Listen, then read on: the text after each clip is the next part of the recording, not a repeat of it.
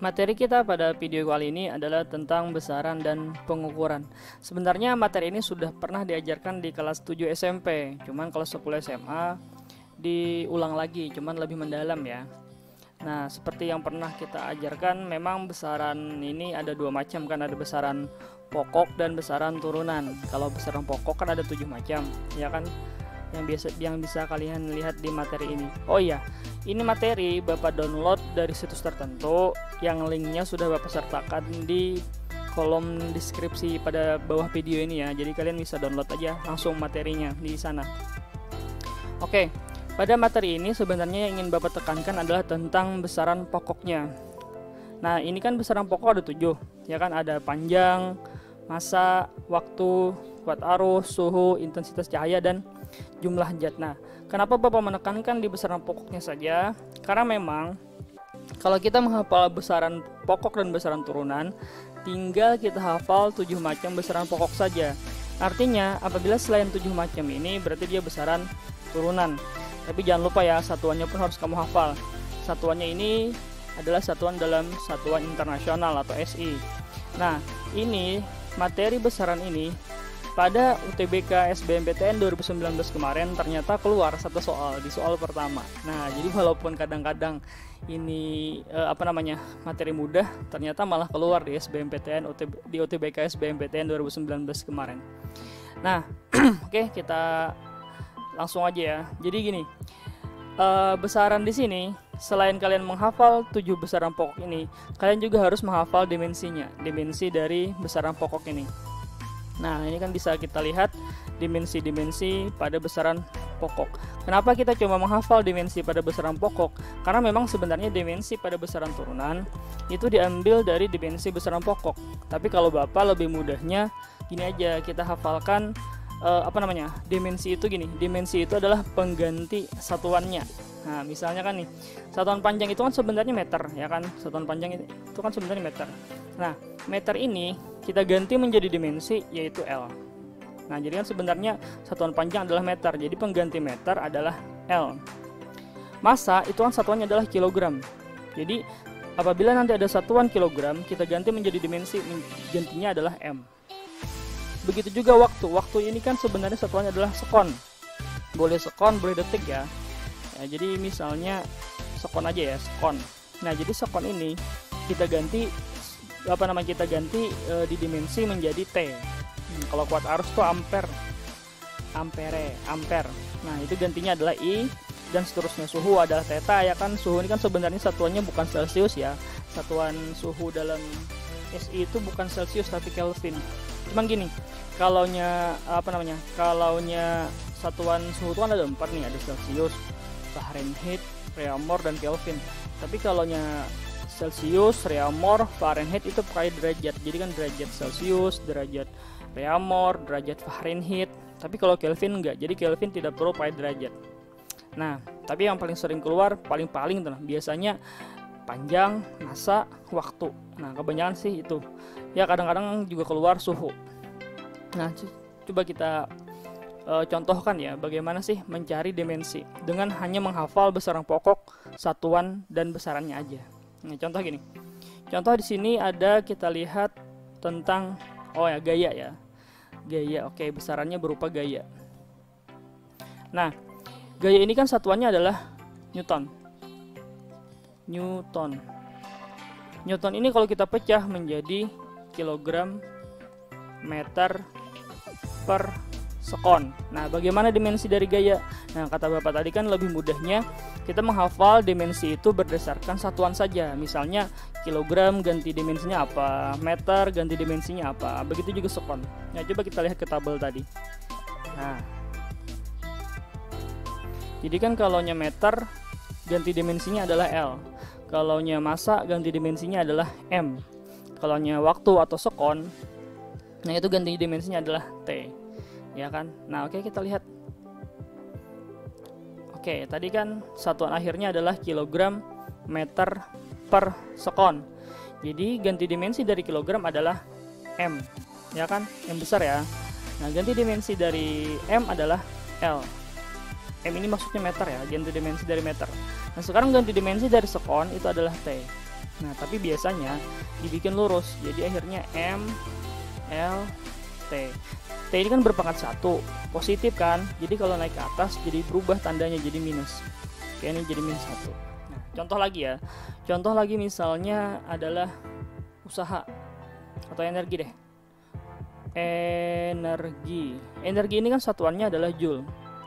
Nah, jadi kita hafalkan satuannya saja. Nah, joule ini kalau kita pecah menjadi kilogram meter kuadrat per sekon kuadrat. Nah, sekarang kita jadikan menjadi dimensi. Jadi akhirnya dimensi dari kilogram adalah M besar ya. Dimensi dari meter adalah L besar. Tapi kan karena meternya berpangkat 2, maka L-nya pun berpangkat 2 per. Nah, ganti dimensi dari sekon adalah T. Nah, karena sekonnya berpangkat 2, maka T-nya pun juga berpangkat 2. Cuman biasanya dibikin lurus. Akhirnya kan menjadi seperti ini. M L berpangkat 2. Nah, T-nya naik ke atas. Ini kan T-nya berpangkat 2. Akhirnya naik ke atas, simbol apa namanya? Tandanya berubah ya, awalnya positif menjadi negatif. Jadi kan negatif 2. Nah, gitu. Jadi ginilah cara mencari dimensi. Memang ini harus kalian pahami itu. Nah, dalam besaran selain menghafalkan besaran pokok, satuan dan dimensi dari satuannya, kalian juga harus bisa mencari dimensi dari besaran-besaran turunan. Tapi intinya gini aja, kalian hafalkan satuannya saja. Kita ambil lagi satu ya, kita ambil contoh lagi misalnya dimensi dari daya. Daya dan gaya itu berbeda ya. Kalau gaya itu bisa tarikan atau dorongan, tapi kalau daya itu adalah energi dalam satuan waktu. Jadi energi per satuan waktu. Biasanya daya itu pada lampu ya. Jadi semakin besar daya lampu, lampunya semakin terang. Nah, sebenarnya daya itu satuannya adalah joule per second. Atau boleh juga watt. Nah, boleh sama ya. Nah, sehingga kalau kita pecah menjadi kilogram meter kuadrat per sekon berpangkat 3. Nah, kalau kita sudah dapat satuan akhirnya, baru kita cari dimensinya. Tadi kan ganti dimensi dari kilogram adalah M. Nah, ganti dimensi dari meter adalah L, tapi berpangkat 2 ya. Ganti dimensi dari sekon adalah T. Ini sekonnya berpangkat 3. Nah, kalau kita jadikan lurus, akhirnya kan M, L berpangkat 2, T berpangkat, tandanya berubah menjadi min. Nah, gampang ya. Nah, oke, kita lanjut materi selanjutnya. Kita setelah satuan dan besaran, dan dimensi, kita ke pengukuran. Pengukuran ini maksudnya kita menggunakan alat ukur. Nah, ini juga sering keluar kalau di UN tuh sering keluar. Tapi alat ukur yang kita gunakan di sini alat ukur panjang dan alat ukur massa. Kalau ada alat ukur waktu kita pakai juga ya. Kita bahas tuh. Oke, sekarang alat ukur panjang ya. Panjang itu sebenarnya luas. Jadi panjang itu bisa menjadi jarak, panjang itu bisa menjadi diameter, atau panjang itu bisa menjadi jari-jari. Jadi itu sama-sama satuan pokok. Besaran pokok maksudnya. Sama-sama besaran pokok. Satuannya ya meter kalau dalam SI. Nah, yang pertama dulu. Pengukuran panjang menggunakan penggaris. Gampang ya, kalau penggaris ini tinggal kita kurangkan aja ya kan. Bagian ujung kanan dikurang bagian ujung kiri. Ya kan, kalau kita lihat bagian ujung kanannya ini 7,2 ya. 7,2 ya. Nah, kalau bagian kirinya ini kan 0,5. Ya kan? 0,5. Ya kan bagian sininya. Ini 7,2 deh kayaknya. Kita taksir aja ya 7,2. Sehingga kan hasil pengukurannya adalah X sama dengan, atau panjang pensilnya adalah 7,2 dikurang dengan 0,5. Jadi kalau kita teruskan 7,2 dikurang dengan 0,5 berarti 6 berapa ini? Oh, ini kayaknya bukan 7,2 deh. Karena memang gambarnya kurang jelas sedikit. Sepertinya ini 7,3. Nah, sepertinya ya. Memang 7,2 ya. Kita perbesar dulu ya, kita lihat lagi.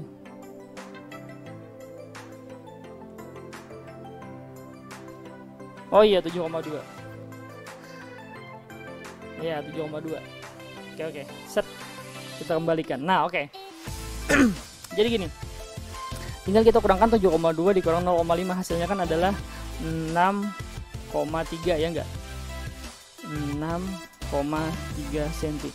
Nah, 6,3 cm ini adalah hasil pengukuran. Nah, tapi dalam suatu percobaan atau pelaporan fisika, dalam menulis hasil pengukuran itu tidak cuma hasil pengukurannya saja yang ditulis, tapi disertakan ketakpastiannya. Nah, jadi delta X ini kan ada delta X nih. Delta X di sini adalah ketakpastian. Ketakpastian. Maksudnya gini.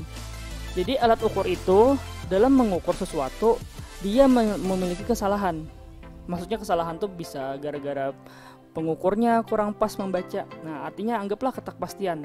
Jadi hasil pengukurannya ini bisa kurang, bisa lebih dari yang sebenarnya. Sebesar apa?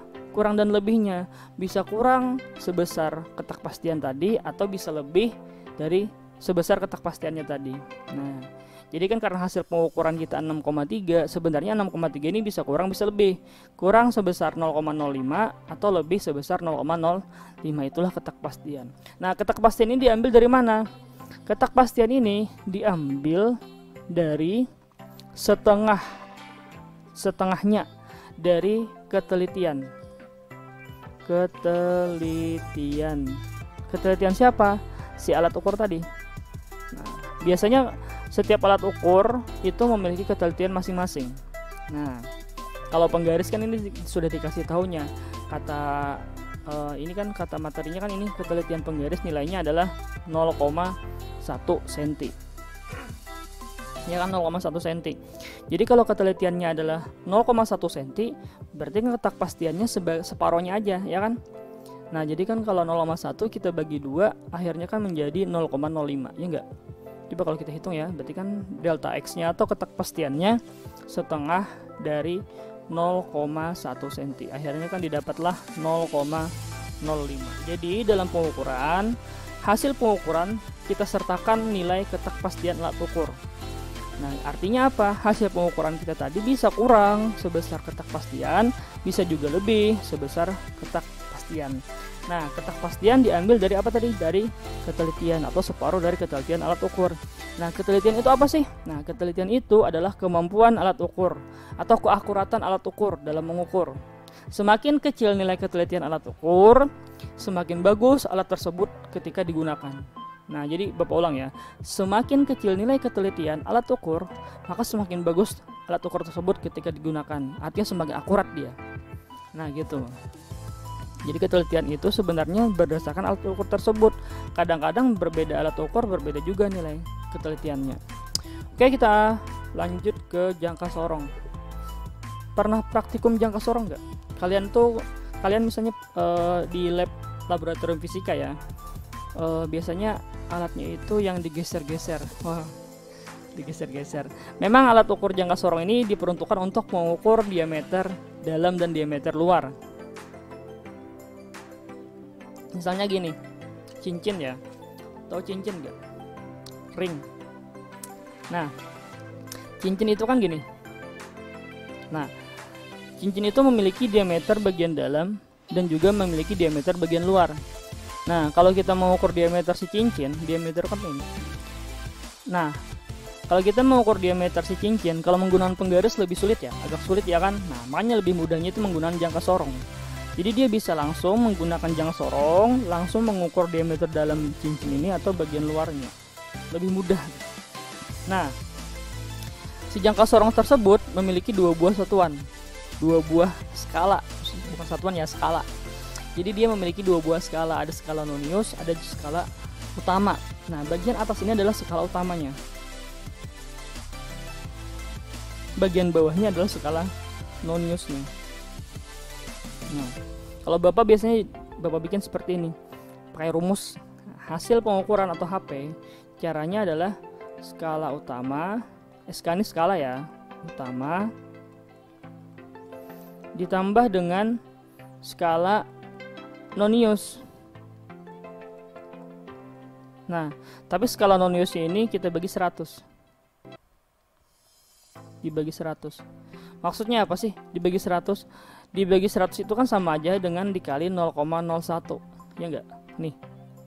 Nah, artinya nilai skala nonius pada jangka sorong sebelum kita tambahkan dengan skala utama, kita kalikan dulu dengan nilai ketelitian si jangka sorongnya. Nah, makanya kalau kita kali 0,01, Bapak tuh lebih mudah kita bagi aja 100. Sama aja kan? Dikali 0,01 dengan dibagi 100 tuh sama. Nah, jadi caranya gini. Skala utama kita cari nilainya, ditambah dengan skala noniusnya dibagi dengan 100. Oke. Sekarang bagaimana cara mencari skala utamanya dan skala noniusnya. Nah, coba kalian lihat dulu yang pertama ya, step pertama kalian lihat garis 0 skala utama. Oke, kita lihat garis 0 skala utama yang mana? Ini kan. Nah, ini adalah garis 0 skala utama. Bukan. Salah ya, maaf, typo. Maksudnya skala nonius. Jadi kita cari garis 0 pada skala nonius. Nah, garis 0 pada skala nonius yang Bapak garis merah ini ya. Nah, ini kita perpanjang ke atas. Oke, kita perpanjang ke atas. Nah, artinya apa? Garis 0 pada skala nonius ini ketika kita perpanjang ke skala utama belum menyentuh nilai 3,2. Ya enggak? Kalau di sini kan 3,2. Nah, yang di sininya 3,1. Artinya apa? Garis merah ini masih berada di daerah 3,1. Belum sampai lagi 3,2. Ya enggak? Karena garis 0 ini kalau kita perpanjang ke atas, nah perpanjangan garis 0 dari skala nonius ini belum menyentuh angka 3,2, masih 3,1. Sehingga hasil pengukuran untuk skala utamanya nilainya adalah 3,1. Paham ya? Kenapa tadi 3,1? Karena garis perpanjangan garis 0 dari skala nonius ini belum menyentuh 3,2, masih di daerah 3,1. Oke. Nah, kita tambah dengan skala noniusnya. Nah, skala noniusnya itu adalah skala yang berimpit atau segaris lah dengan skala utama. Kita lihat dari 0 sampai 10 skala nonius ini, mana garis skala nonius yang sejajar atau tegak atau lurus atau berimpit lah istilahnya dengan skala utama. Ternyata ini sudah dikasih tahunya ya oleh soal, nilainya adalah 7. Nah, ini kan berimpit nih, lurus, ya enggak? Nah, sehingga nilainya adalah 7. Tapi jangan lupa ya, skala nonius tadi kita bagi dengan 100. Nah, sehingga nilainya adalah 3,1 ditambah dengan 0,07, nilainya adalah 3,17. Tapi jangan lupa ya, untuk jangka sorong satuannya adalah sentimeter. Nah, ini adalah hasil pengukuran. Tapi kalau kita dalam pelaporan fisika, jangan lupa plus minus dari ketakpastian. Nilai ketakpastian si jangka sorong setengah dari ketelitiannya, karena ketelitian si jangka sorong adalah 0,01 ya kan, sehingga ketakpastian si jangka sorong atau delta X ya sama dengan setengah dari ketelitiannya. Ketelitiannya tadi kan 0,01 cm, maka nilainya adalah 0,005 cm. Nah, jangan lupa di sini tuliskan 0,005 cm. Oke, bisa ya, gampang aja. Oke, kita lanjut ke mikrometer sekrup. Masih alat ukur panjang.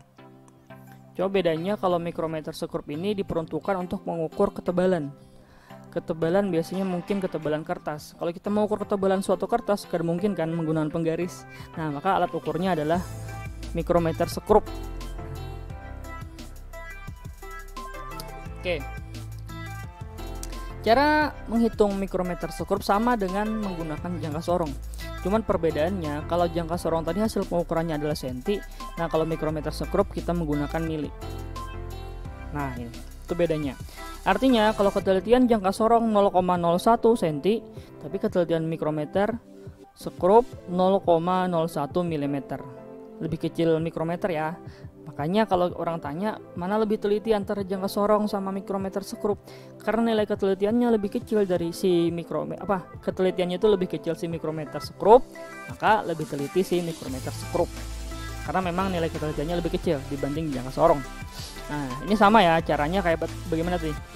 Tadi kan caranya adalah hasil pengukuran ya kan, hasil pengukuran atau HP ini hasil pengukuran ya kepanjangannya. Jadi hasil pengukuran adalah skala utama ditambah dengan skala nonius dibagi dengan 100. Oke, sama ya caranya. Perbedaannya apa tadi? Di jangka sorong satuannya adalah cm, di mikrometer sekrup satuannya adalah milimeter. Oke, kita lihat skala utamanya ini yang bagian tegak, yang bagian horizontal ini. Nah, ini skala utama si mikrometer sekrup. Nah, yang di bawah ini apanya? Yang di bawah ini sebenarnya juga skalanya. Jadi kalau di sini 0, di sini 1, di sini 0,5. Nah, kalau di sini 1, di sini 2, berarti kan di sini 1,5. Oke, sekarang caranya gini, kita lihat paling ujung dari skala utama, paling ujung kanan maksudnya. Berarti kan kalau paling ujung kanan kita lihat nilai paling ujungnya adalah 3,5 ya kan ya ini. Nah, ini adalah nilai paling ujung dari skala utamanya. Berarti kita tuliskan nilai skala utamanya adalah sini ya, 3,5 ditambah dengan noniusnya. Nah, kalau ini gampang noniusnya. Tinggal kita lihat garis yang sejajar ini. Nah, nilai skala nonius yang ini ya, yang digeser. Nah, kita lihat yang segaris dan ini. Ternyata nilainya adalah 37. Oke. Kita tambah dengan 37. Tapi jangan lupa dibagi dengan 100. Sehingga hasilnya adalah 3,5 ya kan ditambah dengan 0,37. Maka hasilnya adalah 3,87. Nah, ini adalah hasilnya milimeter. Tapi jangan lupa ya tadi plus minus ketakpastian. Nah, nilai ketakpastiannya setengah dari nilai ketelitian si mikrometer sekrup. Nilainya adalah 0,01 mili. Ya kan nih. Nah, sehingga ketakpastiannya kita dapat nilainya adalah 0,005 mm. Nah, jadi plus minus 0,005.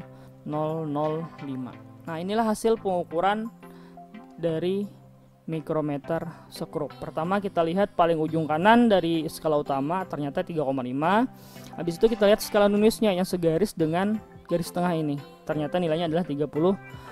Tapi jangan lupa skala noniusnya tadi dibagi dengan 100. Oke.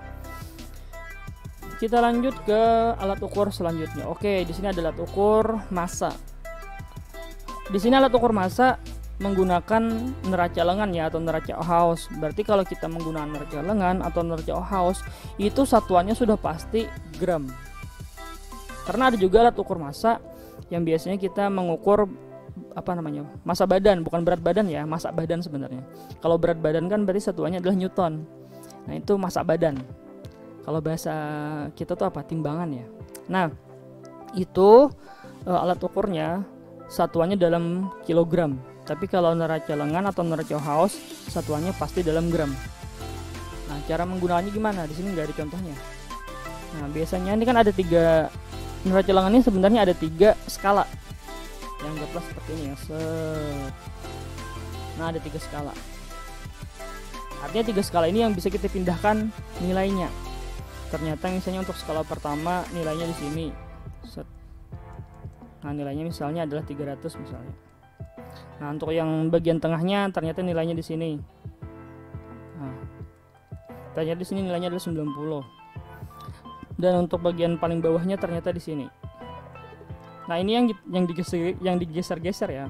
Ternyata misalnya nilainya di sini adalah 5 ya, misalnya 5. Nah, sehingga hasil pengukurannya adalah kita jumlahkan keseluruhan, maka massa yang didapat adalah dari hasil pengukuran neraca Ohaus atau neraca lengan 300 ditambah 90 tambah 5, akhirnya kan 395. Jangan lupa satuannya adalah gram. Nah, gitu. Ini neraca Ohaus. Tapi kalau yang selanjutnya adalah ini apa ini? Ini adalah stopwatch. Sekarang stopwatchnya bukan pakai seperti ini lagi, ini kan stopwatch analog. Kalau sekarang kan pakai handphone digital sudah. Gak perlu lagi guru olahraga, nggak pakai ini lagi. Guru olahraga sudah pakai yang digital. Nah, sebenarnya kalau kita mengukur stopwatch menggunakan alat ukur yang digital ini, ya apa yang analog ini, ada dua buah skala di dalam, skala bagian dalam dan skala bagian luar. Skala bagian dalam ini menunjukkan nilai menit, tapi skala bagian luar ini menunjukkan nilai detik. Nah, tinggal kita jumlahkan. Misalnya di dalam menunjukkan 2 menit, berarti kan 2 menit ditambah dengan di luar misalnya menunjukkan 20 detik, sehingga hasilnya 2 menit ditambah 20 detik. Cuman menitnya tadi kita ganti menjadi sekon atau detik. Sama ya. Jarang sih sekarang digunakan ini, karena memang sekarang menggunakan stopwatch digital. Oke. Bisa ya. Nah, kalau sudah bisa, kita lanjut ke angka penting. Nah, angka penting. Nah, ini peraturannya. Oh ya, ini materi ya, bisa kalian download di link yang sudah Bapak sertakan di bagian bawah video ini. Tinggal kalian klik aja. Nanti ada linknya. Di situ materinya lengkap loh, nggak cuma fisika, ada matematika, ada biologi, ada kimia. Nah, tinggal kalian download aja di sana. Gratis kok, nggak bayar. Sekarang kita ke angka penting. Peraturan angka penting. Nah, angka penting ini sebenarnya lebih mengutamakan nilai 0.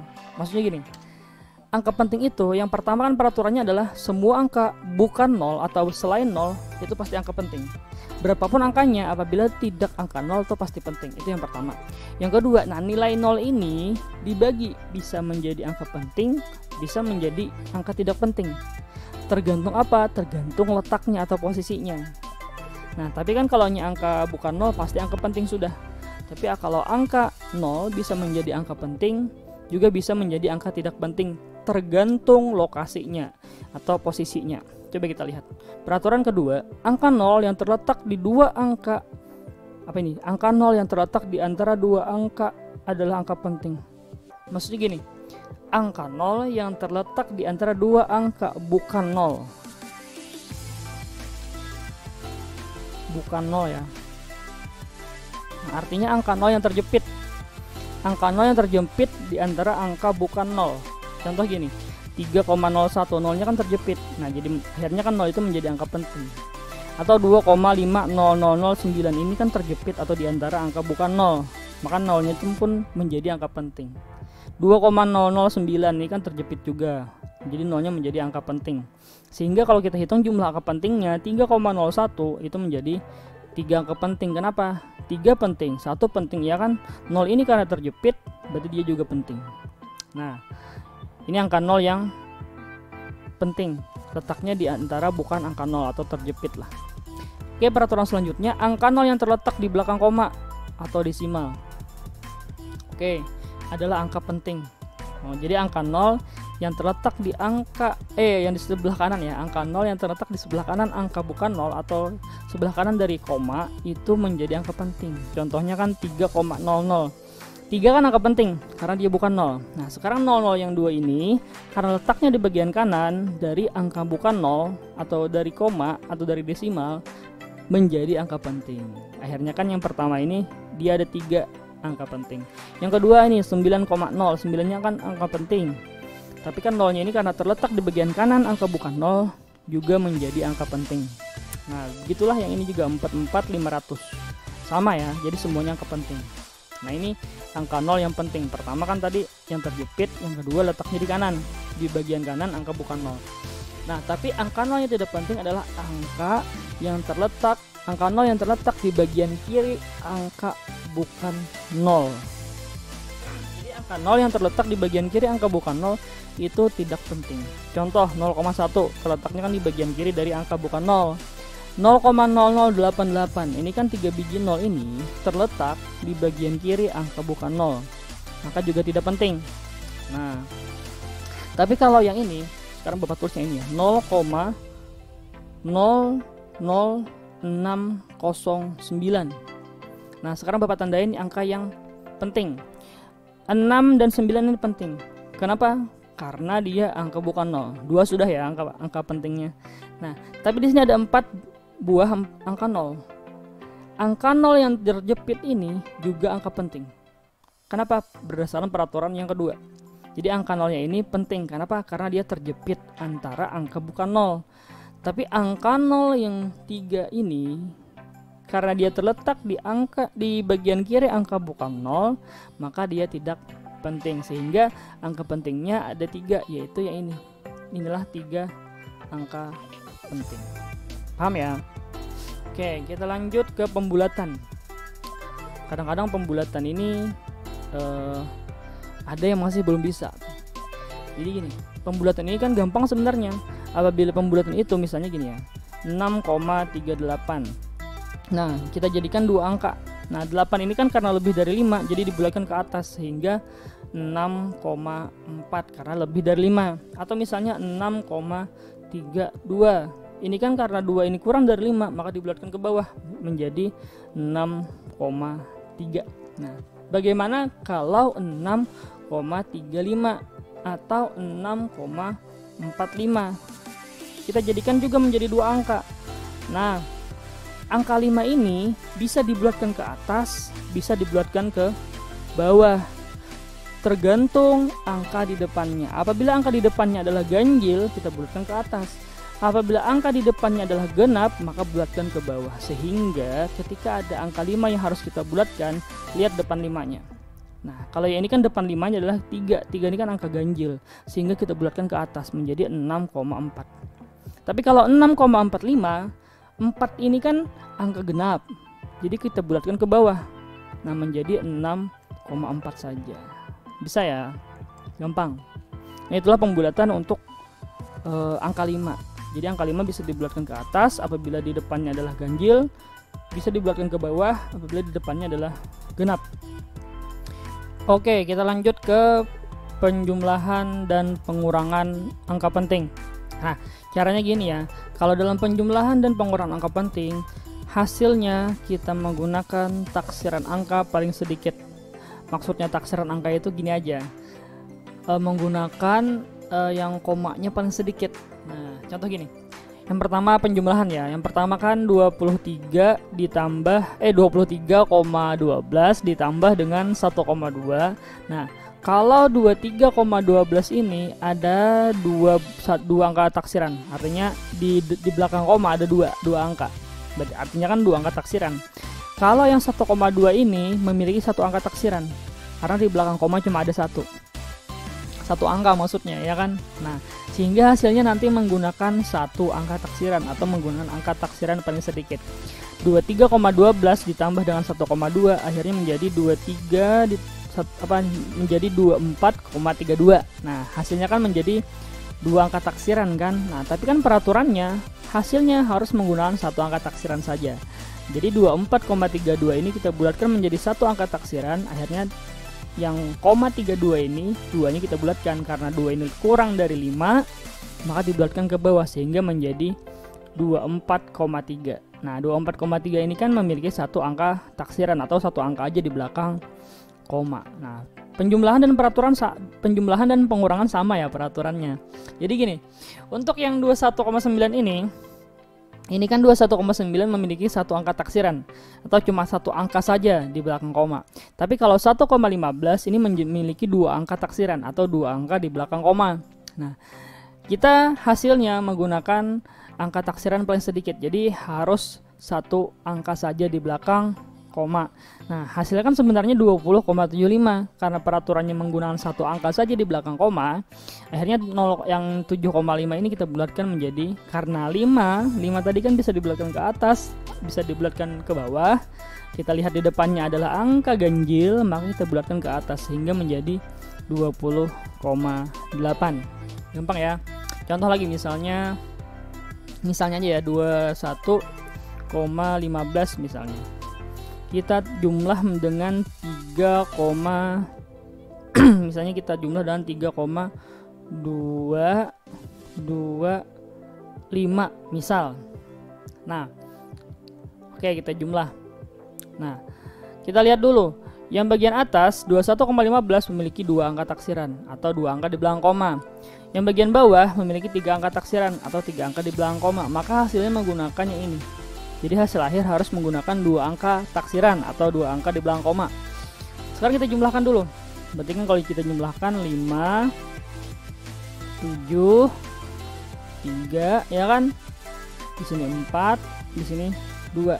Akhirnya kan hasilnya adalah 24,375.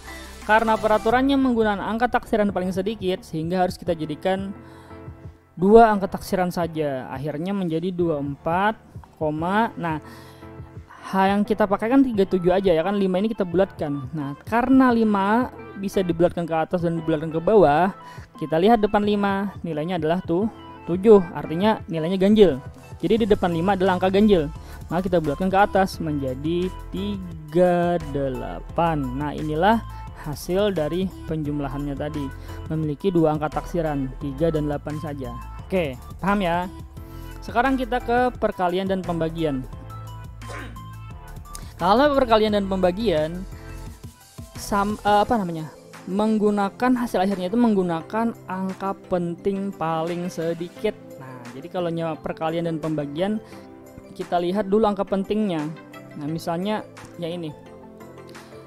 Yang pertama ya, misalnya 12,2 kita kali dengan 3,5. Nah, ini kan 12,2 memiliki 3 angka penting. Ya kan, semuanya penting ya, karena kan bukan 0.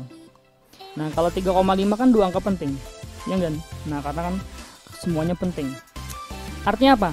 Ya ini 3 angka penting dikalikan dengan 2 angka penting, hasilnya menggunakan angka penting paling sedikit. Nah, 3 dan 2 paling sedikitnya adalah 2. Akhirnya hasil akhir harus menjadi 2 angka penting. Memang hasil perkaliannya adalah 42,70, tapi dijadikan 2 angka penting saja. Akhirnya nilainya adalah 43. 43 ini kan cuma 2 angka penting.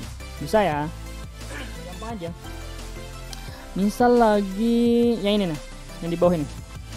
Nah, 1,44 ya kan, kita bagi dan kali sama ya peraturannya. Hasil akhir menggunakan angka penting paling sedikit.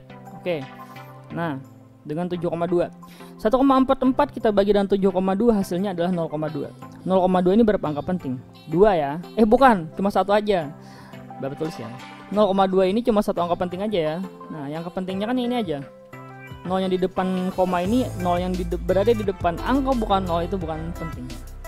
Nah, tapi peraturannya kan harus memiliki 2 angka penting, ya kan? Nah, akhirnya ditambahinlah 0 di sini. Nah, akhirnya kan menjadi 2 angka penting. 0,2 dengan 0,20 dengan 0,200 itu sama hasilnya, nilainya sama. Nah, bisa ya. Jadi kalau perkalian dan pembagian menggunakan hasil angka penting yang paling sedikit. Oke. Ditanyakan. Oke. Habis ya. Nah, berarti materi kita untuk besaran dan pengukuran sampai di sini aja ya. Nanti materi selanjutnya adalah materi vektor. Nah, nanti ada video tentang membahas khusus soal baik itu soal besaran dan pengukuran, atau mungkin nanti soal materi yang lain. Kalian pantauin aja nanti channel ini. Oke. Terima kasih untuk intentionnya melihat video dari Pak SY. Oke, pembelajaran kita hari ini Bapak stop dulu, nanti next di video selanjutnya yaitu materi vektor. Oke, Bapak ucapkan terima kasih.